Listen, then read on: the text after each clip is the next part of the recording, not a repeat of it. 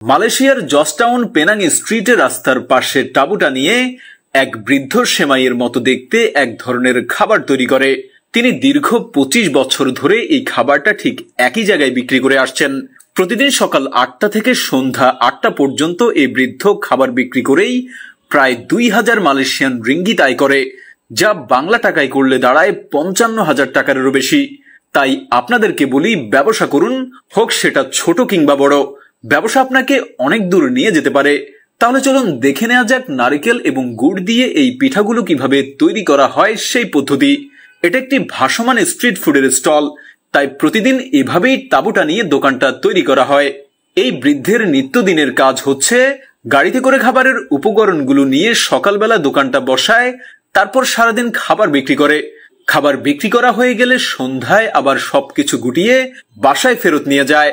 প্রিয় দর্শক, আপনারা দেখতে পাচ্ছেন এক এক করে এই ভাসমান দোকানটা বসিয়ে নেওয়া হচ্ছে, সেই সাথে চুলাগুলো জ্বালিয়ে দেওয়া হচ্ছে।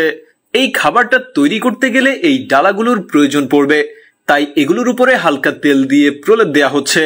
তারপর বাসা থেকে তৈরি করে আনা চাউলের ইনগ্রিডিয়েন্টস গুলো একটা হাতে বানানো কাঠের ইনস্ট্রুমেন্টের মধ্যে দিয়ে এভাবে চাপ দিয়ে এই নুডলস গুলো তৈরি করা হচ্ছে। এগুলো নুডলসের মতো দেখতে হলেও এগুলো নুডলসের মতো রান্না করা হয় না। আমরা ছোটবেলায় হাতে বানানো সেমাইয়ের কল দেখেছি, বাট এই পদ্ধতিটা আগে কখনোই দেখিনি। এগুলো বানানোর প্রক্রিয়া আমাদের কাছে অনেক পরিচিত হলেও আসলেই এটা একটা ভিন্ন খাবার এবং মজাদার। এভাবে এক এক করে সবগুলো ডালার পেছনে এই নুডলস তৈরি করা হয়ে গেলে এবার সবগুলো ডালাকে একটার উপরে একটা বসিয়ে দিয়ে সেটাকে নিয়ে চুলার উপরে বসিয়ে দেয়া হচ্ছে এবং তার উপরে ঢাকনা দিয়ে ঢেকে দিয়ে চুলার ভেতরে আগুন জ্বালিয়ে দেয়া হচ্ছে। এগুলোকে জলীয় বাষ্পের মাধ্যমে সিদ্ধ রান্না করা হচ্ছে। এই নুডলসগুলো ৫ থেকে ৭ মিনিট সিদ্ধ করা হবে। এগুলো সিদ্ধ হতে দিয়ে এবার একটা কাপ পিঠা বানানো হবে। এই পিঠার জন্য নেওয়া হচ্ছে মিঠাই।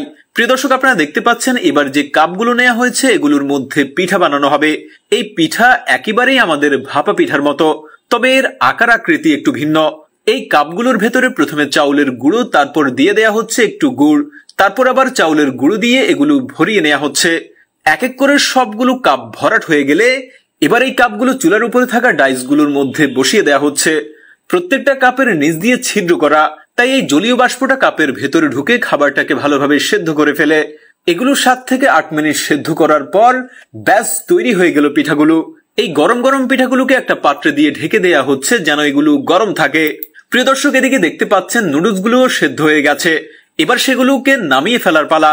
অন্যদিকে দেখতে পাচ্ছেন কাস্টমাররা এক এক করে দোকানে এসে ভিড় জমাচ্ছে এই সুস্বাদু পিঠাগুলো খাওয়ার জন্য। নুডলসগুলোর চারপাশ থেকে এভাবে বাড়তি অংশটা ছেড়ে নেওয়া হচ্ছে, তারপর এগুলোকে ছোট ছোট করে পিস করে নেওয়া হচ্ছে। এবার কাস্টমারকে পরিবেশন করার পালা। একটা কাগজের মধ্যে নুডলসটা নিয়ে তার উপরে আরেকটা পাতলা পেপার দিয়ে সেখানে যুক্ত করা হচ্ছে নারকেল, তার উপরে দিয়ে দেয়া হচ্ছে গুড়। প্রিয় দর্শক, আপনারা দেখতে পাচ্ছেন নুডলসগুলো তৈরি হতে দেরি, বাট বিক্রি হতে দেরি নেই। একটু আগে ভাপা পিঠার মতো করে তৈরি করা যে পিঠাগুলো দেখছেন সেগুলোতেও ঠিক নারকেল এবং গুড় অ্যাড করে বিক্রি করা হচ্ছে। এই পিঠা বিক্রি করে প্রতিদিন ২,০০০ রিঙ্গিতের মতো আয় করে থাকেন এই বৃদ্ধ এবং তার পরিবার। আমাদের দেশেও যদি এই পদ্ধতিটা ফলো করে স্ট্রিট ফুডের স্টলগুলোতে এই নুডলস এবং পিঠাকে যদি যুক্ত করা যায়, তাহলে মানুষ অনেক বেশি আকর্ষিত হবে এবং খুব সহজেই আপনি ব্যবসা সফল হতে পারবেন। এই ব্যবসা শুরু করতে আপনার অনেক বেশি পুঁজির দরকার পড়বে না এবং এই জিনিসটা অনেক বেশি সাশ্রয়ী এবং সুস্বাদু। আপনি ব্যবসা শুরু করলে আপনাকে আর পিছে তাকাতে হবে না, ইনশাআল্লাহ। আমাদের আজকের ভিডিও এ পর্যন্তই। আমাদের ভিডিও যদি আপনাদের ভালো লেগে থাকে তাহলে অবশ্যই মন্তব্য করতে ভুলবেন না, আর এ ধরনের অসাধারণ সব ভিডিও দেখতে আমাদের পেজকে ফলো দিয়ে রাখুন।